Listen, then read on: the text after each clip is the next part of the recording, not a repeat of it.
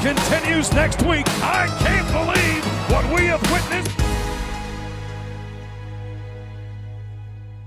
Tiga, too long, right. Gets his paws on it. 4 seconds left. Charging down floor. Three-pointer for Wright. Rolls it for the win, and he wins it's good. The freshman nails the three-pointer for the win. 70-69, Colorado. 13-point comeback for the Buffs. That deficit erased. Hi, everybody. Welcome into the Buffalo Stampede. I'm voice of the Buffs, Mark Johnson. It was a big weekend for the Colorado men's basketball team. They went to the Paradise Jam and brought the hardware home. And a lot of it because of this fella right here. He hit the game winner against Quinnipiac in the opener. Just saw the highlight there. Yeah. There was never a doubt, was there? Nah. You know, Quinnipiac came out pretty tough. We didn't play to the best of our ability.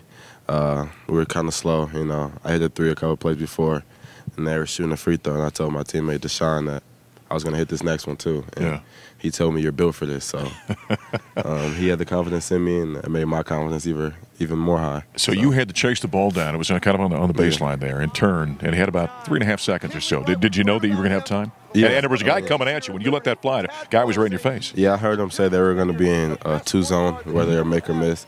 So I knew if I drove it would be tough to get a shot up or find a teammate. So I felt confident coming down and letting it go. You know, that ball game, Buffs really didn't play that great in that opener against Quinnipiac. Is there a sense in a tournament setting like that? I think I've seen that over the course of time. You don't play well in the first round, it's almost kind of a wake-up, isn't it? Yeah, it was for sure a wake-up call, especially knowing that we can't take any opponent lightly. Not saying that we took them lightly, but they came out with a lot more energy than we did. So now we know that our energy has to match any opponents from the get-go. By the way, tournament MVP here from the Paradise Jam as well. Well, what do you think you're learning about college basketball here through the first 5 games? No, it's a much different pace than high school. Coming in as a freshman, not many people will expect freshmen to be doing the things that I'm helping this team do. So I try to look at it as me not being a freshman, just I'm out there playing basketball, playing a game that I love at a high level. Take us down the stretch of that game against Quinnipiac. You guys were down. It was the largest, by the way, comeback in the final 5 minutes of a game for a Colorado basketball team in history. Now, what, 13 at one point 13 with 5 minutes. Take us through the conversation. What was going on in the huddles and those kind of things when you guys? Just seeing leadership. Guys like Torrey, Dom, George, Josh Repine all came together and said, you know, we're not losing this game. They brought us together, and we got big stops, and we executed on the offensive end. Well, it was a great shot to win that ball game in the opening round of the Paradise Jam. Here's what Tad Boyle had to say about it. You told the Quinnipiac staff and their players we had no business winning this game, so how did you? Well, we did because this guy's got the heart of a lion, and our team really showed great resiliency down the stretch, but we did not play well tonight, and I really felt like Quinnipiac deserved that game.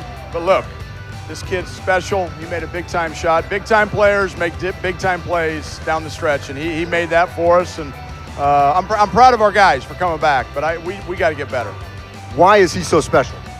Toughness, heart, grit, all the intangibles. We know he can dribble. We know he can pass. Obviously, he can shoot. But what makes McKinley Wright special are all the intangibles. Great teammate, great leader. He's a special player. That's the head coach talking about the game winner there, the victory over Quinnipiac opening round of the Paradise Jam. Then you guys come back, really had a nice game against Drake, and then, of course, the championship game against Mercer. It felt like you guys had a little bit better control, a little bit better flow in both those ball games. Yeah, I mean, like I said, we came out, we matched their intensity from the start. We knew that these two teams would come out and try to jump on us from the get-go. So we just did a very good job of having high energy for both those games. In both of those games, by the way, there were heavy senior-laden teams. You had to face some upperclassmen. Yeah. Ever any conversation about those guys telling you about you just being a freshman? Yeah, I mean, are they talking trash out there? Yeah, they were. But at the end of the game, you know, they gave me credit for being a freshman and battling with those guys. And like I said, I don't look at it by class. I don't care how old my opponent is. I'm just playing the game that I love, trying to execute and help this Colorado team win. What do you need to work on? Leadership, staying out of foul trouble. The Drake game.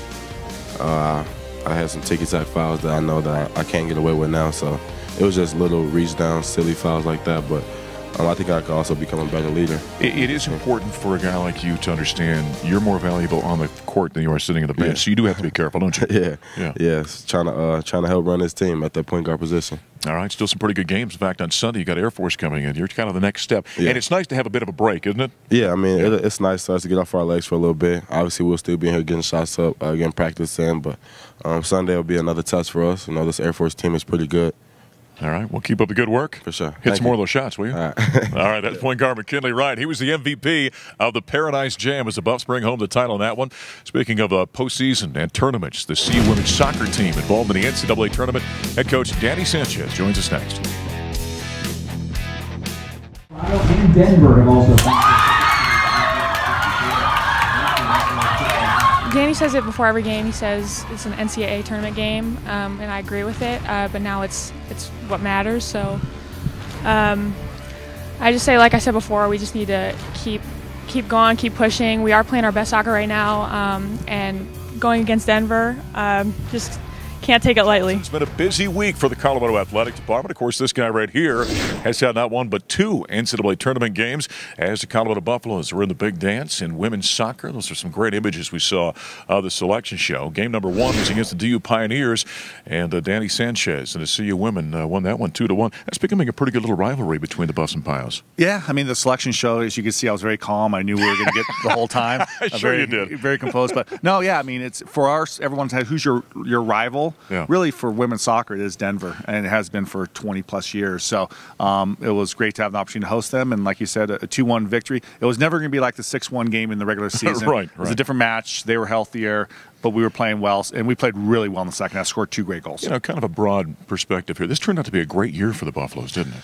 We were, if you do say so yourself. Yeah, thanks, Mark. Yeah, I mean, at one point we were 7-5-4 and 1-4-1 in conference, and you know, we couldn't afford to drop any results, and we were undefeated, didn't give up a goal the last 5 games in conference play, 4-0-1, and our withdrawal was against a tournament team. And then, so we had a lot of momentum going into the Denver game.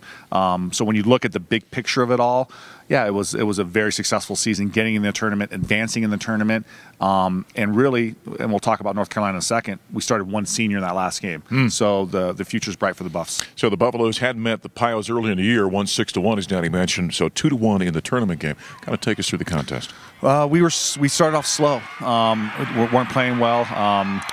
Gave up the goal, but we felt if we settled down the second half, because we had some young players, and we're a lot of players. It's the first time in the NCAA tournament. We were fantastic in the second half. The 2 goals we scored were world class, and we could have maybe had a couple more, but we'll take a 1-goal victory. But we played really well in the second half. It was a great crowd, beautiful weather at home. Everyone around our program does a great job hosting, so I think that helps us with the opportunity to host. So it was a good win and an opportunity to advance. Yeah, it really was an electric atmosphere, Prenta Field, for the Buffaloes as they went to the opening round of the NCAA tournament. Of course, a big part of what the Buffs have done this season has been in net, and J.J. Tompkins has been outstanding. Yeah, I mean, it was a disappointing result at the end against North Carolina, but we weren't disappointed. I wasn't disappointed in the team whatsoever, and the coaches weren't, just because we pushed so hard and we really, really worked hard out there. And it was an even game, honestly. I mean, I think the statistics were like 8-8 shots and everything like that, and so you could just feel the energy. You know, we just kind of wanted the game to keep going, because I think if it would, we would have gotten one. And just, it was a good, hard-fought game, and it kind of showed that, you know, we are a team who in the future is going to challenge these teams and can be ranked really highly like them. So disappointing, but we got to the stretch and we made the tournament like we wanted to. We made it to the second round, so it's only to go further from there. Right comments from J.J. Tompkins, Buffs goaltender for the women's soccer team, as they won in the opening round of the tournament. We'll talk about the next round at North Carolina in a moment. J.J. was outstanding this season, wasn't she? We're very fortunate to have 2 Pac-12 level goalkeepers in J.J. and Scott Watson. But yeah, J.J. put a stranglehold in the position. We set a program record with 14 shutouts in 22 games. So if you don't give up a goal in 14 of the 22 games, you give yourself a chance. Yeah. I do know that much. But the goals against average was the best, and she set numerous individual records as well. But it really, the back 4 in front of her, especially those last 7 games, only gave up 2 goals.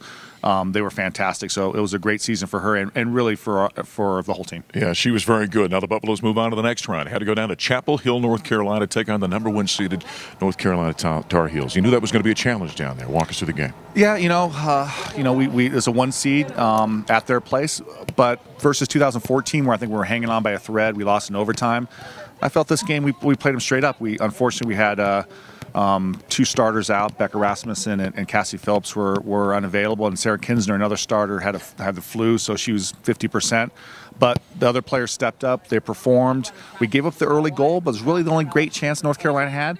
Second half, we played them straight up. We even shots, even on chances. We needed something to kind of go our way, and just didn't quite go our way. But the game ended, Mark, and I was like, we want to keep playing. Right. You know, we were excited because we're like, we weren't dead tired. We weren't hanging on by a thread. We're like, man, we were right there. We just didn't have enough horses at the end. Early in that game, Marty Pukatapu had a good opportunity, didn't she? We had a couple good we came out well and played well. Had the early chance, but most of our best chances were last 20 minutes of the game. We were really pressing numbers forward. And like I said, we had players that didn't play big roles all season. You never know when your time's going to come. That's right. And the last game of the season, the biggest game of the season, they played their best. And they performed well, and there was no tears afterwards. There was no, it was more like, man, especially for the returning players, let's get back at it. Well, it turned out to be a great season for the Colorado Buffaloes. They get eliminated, though, in the second round of the NCAA tournament. Great year. Well, let's look forward to next year. We're pumped for 2018. I look forward to it. That's Danny Sanchez as we continue here at the Buffalo Stampede. Coming up next, it was also a championship weekend for the CU cross-country team. Mark Wetmore joins us next. He's got there first. Here comes Danny Carissa Jones. and Danny Jones. Carissa Schweitzer. There's 3-4 for New Mexico. Here comes the rest of the Colorado pack. And try to look for New Mexico's 5th. Their top 4 are already in. Look for that. Welcome back to the Buffalo Stampede. I'm voice of the Buffs, Mark Johnson. Mark Wetmore, coach for the CU cross-country team. Just last week, the Buffs were in Louisville, Kentucky for the national championships. When it all came out in the wash, the women finished 3rd, the men 8th. Let's go back and recap. You come out of that weekend feeling what about your team's performance? Well, it's hard to be objective. We have high standards.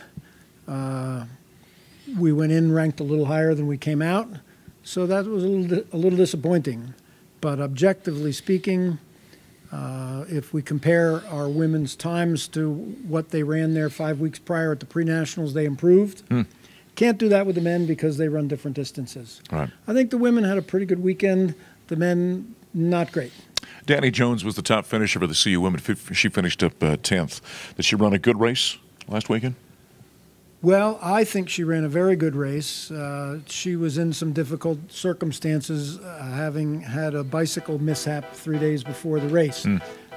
But, yeah, it could have been 30th or 40th or 50th, and so we were pretty happy with 10th for Danny on that day. How were the course conditions last week for both sides? A little soft and increasingly windy. The races had been scheduled for 2 hours later in the day. The NCAA changed the times due to impending squalls and lightning, and the weather was deteriorating as the day went on. I think I remember you and I did a stand-up that we had on social media here a week or so ago about the Nationals. You sit on the women's side. Buffs were ranked #1 going in, but there were 2 or 3 programs you thought were going to be right there with Colorado. Yes, I'm glad you remember that. Yeah. New Mexico is an excellent team. San Francisco was an excellent team. My co-coach of the cross-country teams, Coach Burrows, was telling me, be careful in New Mexico. Don't overlook San Francisco. They're excellent teams. We had faced New Mexico twice prior, but a lot of schools hold personnel out during the season to not play their entire hand. It could be suggested that it's to avoid the #1 ranking, to keep that beam of expectation off of them. Anyway, we knew those were excellent teams. And had we had a perfect day, maybe we could have been second, but I don't think we could have beaten New Mexico. They were a better team that day. A little bit of gamesmanship going up, leading up to the Nationals. By the way, some of the athletes after the race chatted with us about their weekend at the Nationals in Louisville. Yeah, well, I think Sage would agree that middle distance is, I mean, we're good at the middle distance, but I think strength is a big part of being a middle distance runner, and it's obviously a big part of being a cross-country runner. So I don't think we come out here intimidated in any way. It's always an honor being here. You know, we work really hard and we never take this for granted. That being said, when we come here, we always expect to be in contention. So we train for that and we raced for that. We put ourselves in a position to do that. And I'm really proud of myself and my teammates, the way we fought. There's always more to be desired, but I'm proud of today. We're going to come back strong next year. And this was definitely a successful season. It's hard to be critical of what I did and what my teammates did. You know, I think we got out there in a pack and we were working hard and, like, I don't know, maybe we just didn't follow through when we needed to follow through. And, you know, I'm always looking for my teammates to be around me.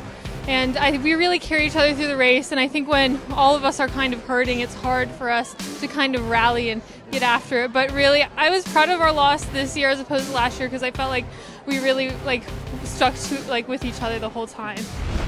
Good to hear from some of the student athletes of the Nationals in Louisville, Kentucky. We continue here on the Buffalo Stampede with Coach Mark Wetmore.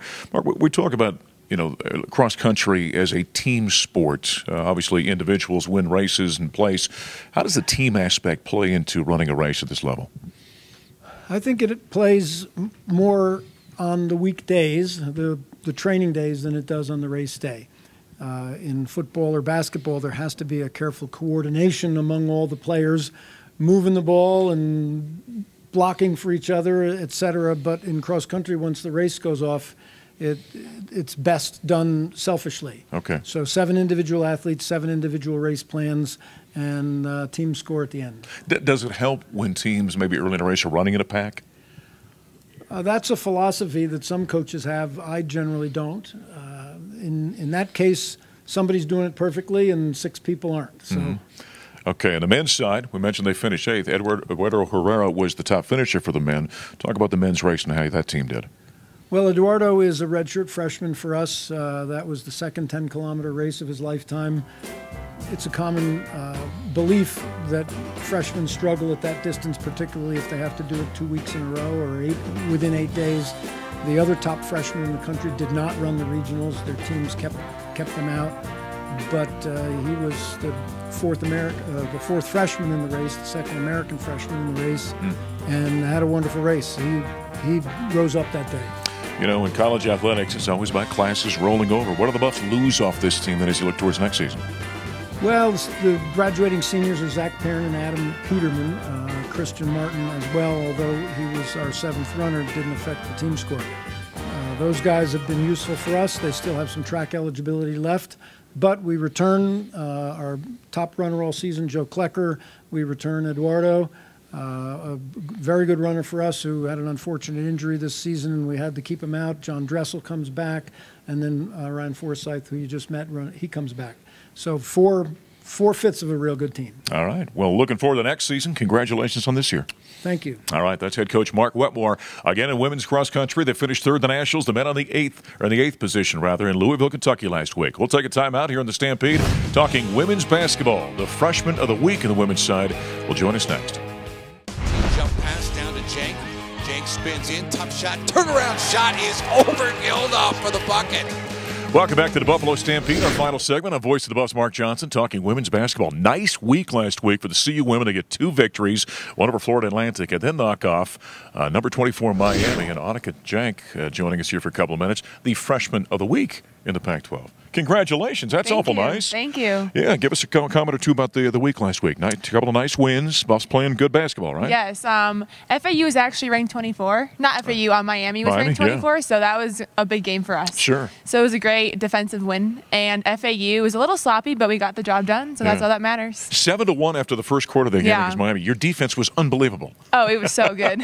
Miami actually set a record for the least number of points scored in a quarter, which is kind of crazy. We didn't score very many either, but we were winning. Well, I was going to say now, you were the Pac-12 freshman of the week. How are you playing as you gauge yourself? I think I'm playing pretty well. I'm trying to rebound very well, and I'm just getting easy buckets around the basket and some trail threes from my favorite spot on the line, so I love it. All right. I know Coach Jared Payne, she's always stressing defense, rebounding. Yes, exactly. Always rebounding. We practice rebounding literally for 30 minutes in practice every day. Yeah. Has she ever had a practice where she didn't put a ball out? She said, we're going to work on defensive rebounding today, and didn't actually have a ball out there. I've heard of coaches doing that before. Beginning of the season, we used the volleyball, but we never used no ball. Okay. Yeah. All right. So how's the transition coming to being a college player? What's the biggest obstacle for you? Probably managing school plus basketball. So probably managing that too. But my friends on the team, like Kennedy, have done a great job of helping me transition. You bet. Yeah. No, see, you're a student athlete. You're supposed to say, I love school and I love basketball. Yeah, that's the right answer. What are you studying? I'm planning on studying in communications. Okay. Yeah. You're doing a great job right now, see? Thank you. This is a class project for you right here. Exactly. Yeah. This team's playing some pretty good basketball, as I mentioned. Who kind of leads things out there? Is it Kennedy? Kennedy. She does a great job of like making sure everyone's in their spots, and if you make a mistake, just picking you back up again. And like I'm always in the gym with her shooting, so she gives me like a lot of confidence on the floor, so that is nice. You know, one of the great compliments you can ever give a basketball player is calling them a gym rat. Kennedy certainly is. Oh, she's a gym rat. Are you a gym rat? I am, because she's my best friend, so we're always in the gym shooting. Yeah. What do you think you've learned from her? I've learned lead by example. She does everything 100% all the time. She treats everyone with respect all the time, and she's just a great player. This weekend you got the Rocky Mountain Hoops Classic, which the Buffs hold every year. Mississippi Valley State, the first game. Drake is on the schedule there as well. How do you look at this event? Hopefully we can win the championship. Last year I know they beat Mississippi Valley State, so hopefully we can do the same again. And Drake, I want to beat them because they're from Iowa, and I'm not a fan of Iowa. Yeah. How did you end up becoming a Buffalo? She's from Edina, Minnesota, by the way. We're talking Vikings football here before we went on the air. How did you end up being a Buffalo coming from Minnesota? Well, when I was in 10th grade, I was recruited by actually the old staff, and then when they left, Coach JR recruited me again, and I love this, like the family atmosphere, Boulder itself, the school. It's just a great fit for me, and I love it so much. No, I know the proper answer is no, Mark. I saw Colorado and didn't even think about going anywhere else. But that actually is true. There is really that true? wasn't. I mean, wow. there was other options, but like Right. this was way ahead of the other ones. What did the parents have to say about you coming all the way out here? Very happy. My mom loves Colorado. They love hiking, everything about it. So they're fine. Right. Yeah, Well, they're great with it. It's good to have you here. You ready to jump into the deep end of the pool here eventually? Jump into the Pac-12? I mean, it's the best women's college basketball conference in America. Yes, I've heard a lot about it, so I'm excited to finally get playing and riding the charter out there and seeing all those schools. It's going to be a lot of fun. You have to pick up your level of play then once you get to the Pac-12. Yes, we cannot do very many things wrong. Yeah. And right now I think we have too many turnovers as a team, and like we don't execute 100%, so we need to work on like cleaning up all the little details and stuff. Have you kind of learned when you get to this level, and back in high school you could make a play and you're better than most of the people that are going to be out there. At this level, everybody's very good. They're all great athletes. Right. So those plays you can make in high school, maybe you can't make at this level. They don't work, or you get blocked. Right, yeah. Yeah, right. So I have to work on like expanding my game, and so the coaches have done a good job of helping me with that, and we're getting in the gym and working on like counter moves and stuff like that. Well, fantastic. Good luck the rest of the season. Thank you. Keep racking up those Pac-12 Freshman of the Week awards. Yes, hopefully. All right, Annika Jack joining us from the CU women's basketball team. This weekend, of course, the Buffaloes wrap up the regular season of football. We'll be in Salt Lake City on Saturday. Buffs and the Utes. Our coverage gets underway at 6, and then the kickoff between Colorado and Utah at 8 o'clock as we wrap it up here in the Buffalo Stampede. We'll talk to you next week.